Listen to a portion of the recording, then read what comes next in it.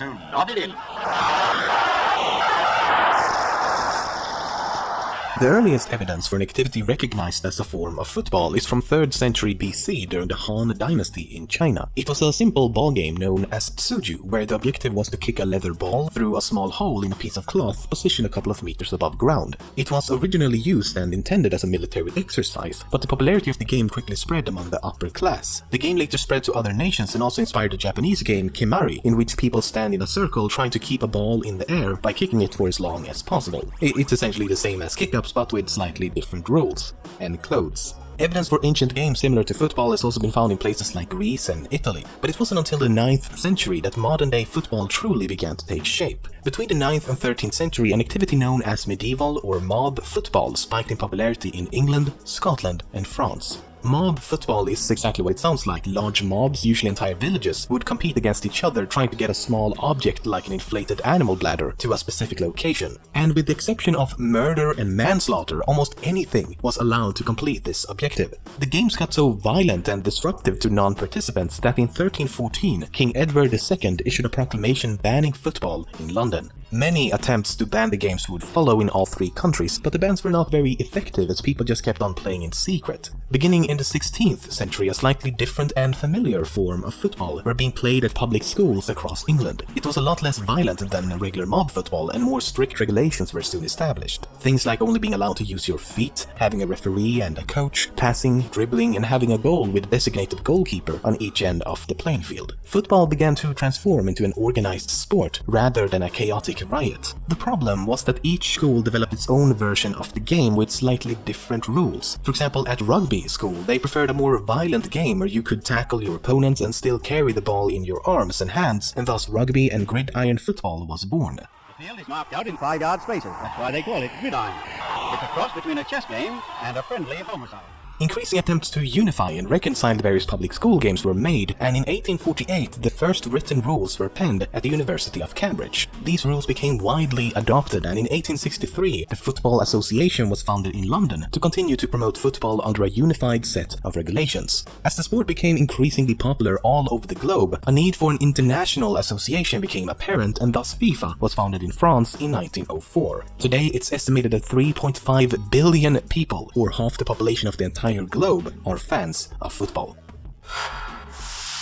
Why is it that countries like the US and Canada insist on calling the sport soccer, while the rest of the world calls it football? It also makes a lot less sense to call a sport football when it mostly consists of using your hands, but it does make a bit more sense if you know where it came from. Calling the sport soccer actually began back in England, and here's why. As the Football Association was founded in London in 1863, the sport became officially known as Association Football. That was and still is the full title of the sport. This was done to distinguish Association Football from other variations of the game, such as rugby football and Gaelic football, but using the full titles in conversation can be a bit tedious, so shorthand names were used in their place. And a popular conversational form of creating abbreviations at the time was by applying the suffix ER, so rugby football became rugger and association football became footer or soccer, often spelled with a CK at the time. So the word soccer comes from the abbreviation of the word association, found in the full title of the sport, Association Football.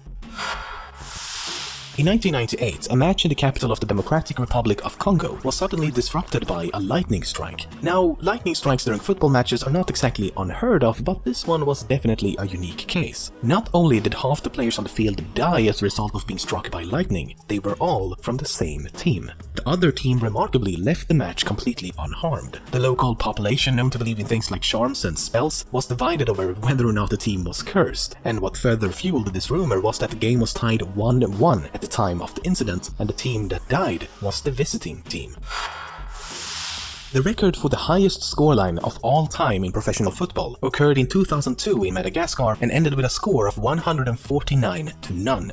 However, the reason for this absurd amount of goals was that the players of the losing team kept on kicking the ball into their own goal. They did this as a protest against a referee decision. The previous record occurred in 1885 with a scoreline of 36-0. The record for the largest victory in an international football match happened in 2001 between Australia and American Samoa with a scoreline of 31-0. Just like the game in 1885, the reason for the high score counts were because of the team's skill level being incredibly mismatched.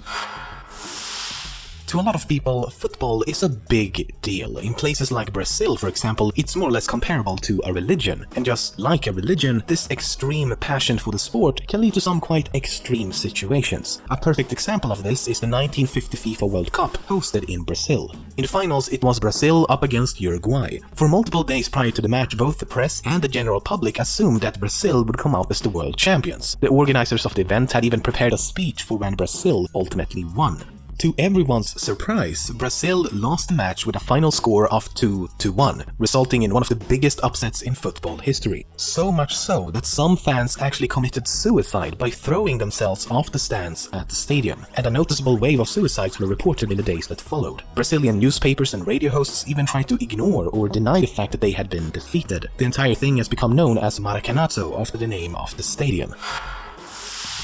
Even more dramatic, the 1970 FIFA World Cup prompted a war between two nations. In 1969, Honduras and El Salvador met during the qualification round for the upcoming World Cup. Honduras won the first game with a score of 1-0, which sparked a lot of violence among the fans. El Salvador would go on to win the second game with a score of 3-0, which ignited another wave of riots and violence. Finally, a playoff match took place which ended with El Salvador as the winner with a score of 3-2. Now, before all of this, these two nations were not exactly friends. Issues over land reform, immigration, and democratic problems were all rampant long before these games ever took place. So when El Salvador won the final game, Hondurans began assaulting and harassing Salvadoran immigrants all across the country as a sort of retaliation for losing the game. El Salvador, seeing this as a form of genocide, dissolved all democratic relations with Honduras the very same day and launched an attack on the nation only 2 weeks after the final match. The war lasted for 4 days until a ceasefire was signed, at which point more than 2,000 people had died. Because of this, it's become known as the Football War.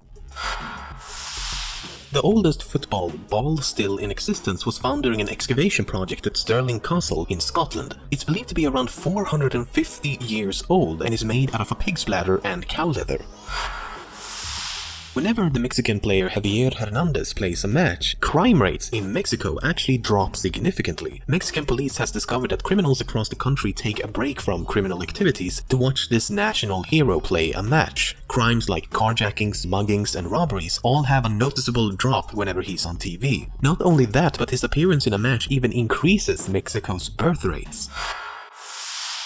The game you're about to see is the most stupid, appalling, disgusting and disgraceful exhibition of football possibly in the history of the game. During the 1962 FIFA World Cup, a game between Chile and Italy became infamously known as the Battle of Santiago. Tension between the two nations and teams had built up long before the game began, and as a result, the players became rather violent during the game. The first attack happened only 12 seconds after the match began, and later in the game one player even performed a dropkick style maneuver. The referee during the game was Ken Aston, who did his best to control the increasingly violent players. As a direct result of this violent match, Ken Aston later introduced the idea of using yellow and red cards as a means of penalizing a player. Apparently the idea came to him as he drove down a street and saw the green, yellow and red traffic lights.